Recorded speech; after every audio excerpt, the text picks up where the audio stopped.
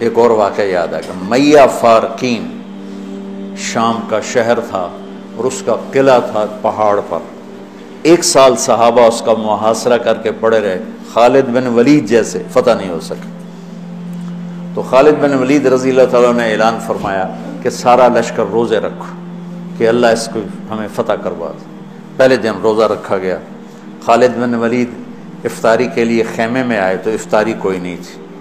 تو ان کو خیال آیا غلام میرا بیمار ہوگا, انہوں نے پانی پی کے روزہ افطار کر لیا. اگلے دن پھر ان کو خیال آیا, اگلے دن آئے تو پھر افطاری کوئی نہیں. پھر ان کو خیال آیا کہ غلام بیمار ہوگا, پانی پی کے افطاری کر لی. تیسرے دن پھر افطاری کوئی نہیں تو اس کو بلا لیا. کہا بھائی خیریت ہے, آپ بیمار ہیں؟ کہا جی نہیں. کہا میری افطاری نہیں ملتی مجھے. کہا جی میں تو روز رکھتا ہوں. کدھر؟ کہا جی خیمے میں. کہاں چلی جاتی؟ کہا جی مجھے کیا خبر, میں تو رکھ کے چلا جاتا ہوں. کہا اچھا آج پہرا دیں گے. تو جب اس نے لا کے افطاری رکھی اور یہ ایک طرف چھپ کے بیٹھ گئے تو ایک کتا آیا اور خیمے کے پیچھے سے وہ گھسا اور وہ جو روٹی پڑی تھی اس کو منہ میں ڈالا اور بھاگ پڑا. خالد بن ولید فرمانے لگے یہ کچھ اس کے پیچھے راز ہے. انہوں نے کتے کے پیچھے دوڑ لگا دی اور کتا آگے آگے, خالد بن ولید پیچھے پیچھے. تو وہ کتا ایک ندی سی تھوڑا تھوڑا پانی والی ندی میں گھسا, وہ بھی گھسے. آگے ایک چھوٹا سا سوراخ تھا, اس میں گھس گیا. خالد بن ولید لمبا قد اور پتلے جسم کے تھے, دیکھنے میں لگتے تھے جیسے کوئی مکے دی مار ہیں, لیکن انہوں نے پہاڑوں کو راستے سے ہٹا دیا. سیف اللہ, اللہ کی تلوار. زید بن, آپ نے موتا کا لشکر بھیجا تو آپ نے کہا تمہارے امیر ہیں زید بن حارثہ, یہ شہید ہو جائیں تو پھر جعفر ہیں آپ کے چچا زاد, یہ شہید ہو جائیں تو پھر عبداللہ بن رواحہ, یہ شہید ہو جائیں تو پھر جس کو چاہو امیر بنا لینا. تو خالد بن ولید رضی اللہ تعالیٰ عنہ کی پہلی جنگ تھی یہ موتا. اسلام لائے اور یہ جنگ پیش آ گئی, صلح حدیبیہ کے بعد کی بات ہے. تو یہ موتا اردن میں ہے, میں وہاں 2-3 دفعہ گیا ہوں, 2 دفعہ گیا ہوں. زید بن حارثہ شہید ہو گئے تو جعفر تیار کیوں کہتے ہیں ان کو؟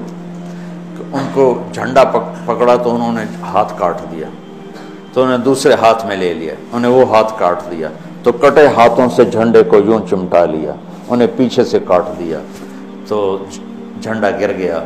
تو اللہ کے نبی مسجد نبوی میں بیٹھے ہوئے تھے اور فرما رہے تھے زید آگے بڑھ رہا ہے اور قتال کر رہا ہے اور وہ قتل ہوا اور وہ گیا جنت میں.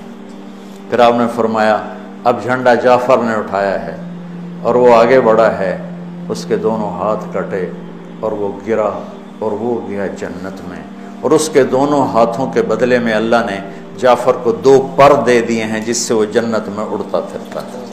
اس لیے ان کو کہتے ہیں جعفر تیار. یہ اللہ کے نبی کی خوشخبری تھی کہ جعفر کو اللہ نے 2 پر دیے ہیں جس سے وہ جنت میں اڑتا پھرتا ہے. پھر آپ نے کہا اب جھنڈا اٹھایا عبداللہ بن رواحہ نے, وہ آگے بڑھا, قتال کیا, قتل ہوا, اور تھوڑے لمحے کے بعد فرمایا وہ گیا جنت میں. جھنڈا گر گیا, اب کوئی اٹھانے کی ہمت نہیں رکھتا. تو ثابت بن اکرم ایک انصاری صحابی ہیں, انہوں نے جھنڈا اٹھایا, کبھی جھنڈا پکڑو, جھنڈا پکڑو, ہاتھ سے نکل رہی ہے جنگ. تو لوگوں نے کہا تو ہی پکڑ لے, تو بدری آدمی. ثابت بن اکرم بدری صحابہ, کہا بھائی میرے بس کا نہیں ہے, کسی اور کو پکڑاؤ. تو افرا تفری میں کس کے منہ سے نکلا خالد کو پکڑاؤ, وہ نہیں پتہ چلا, شور شرابہ تھا. تو کسی نے کہا خالد کو پکڑاؤ, یہ کہنا تھا کہ سب نے کہا خالد کو دو, خالد کو دو. اب اللہ کے نبی خاموشی سے اوپر دیکھ رہے ہیں, ایسے سامنے سناٹا, اور ادھر یہ ہو رہا ہے. تو آخر سب نے کہا خالد تو جھنڈا اٹھا. وہ کہنے لگے میں تو نیا مسلمان ہوں اور میری پہلی جنگ ہے, بابا کسی پرانے آدمی کو دو.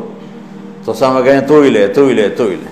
تو خالد نے ایک ہاتھ میں جھنڈا پکڑ کے دوسرے ہاتھ سے جب یوں تلوار لہرائی نا, تو میرے نبی نے فرمایا اب اللہ نے اپنی تلواروں میں سے ایک تلوار کو نکال لیا ہے. سیف اللہ, سیف اللہ. اس دن آپ کے ہاتھ سے 9 تلواریں ٹوٹیں لڑتے لڑتے. پھر اللہ نے ان کے ہاتھوں فتح نصیب فرمائی۔ 3000 کے لشکر نے 1 لاکھ پہ غلبہ پایا۔ پانی پڑھو۔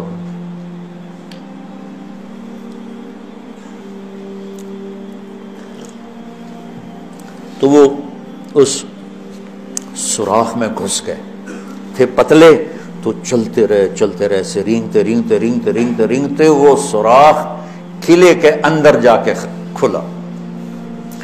اللہ نے روزے کی برکت سے ایک کتے کے ذریعے سے راستہ دکھا دیا۔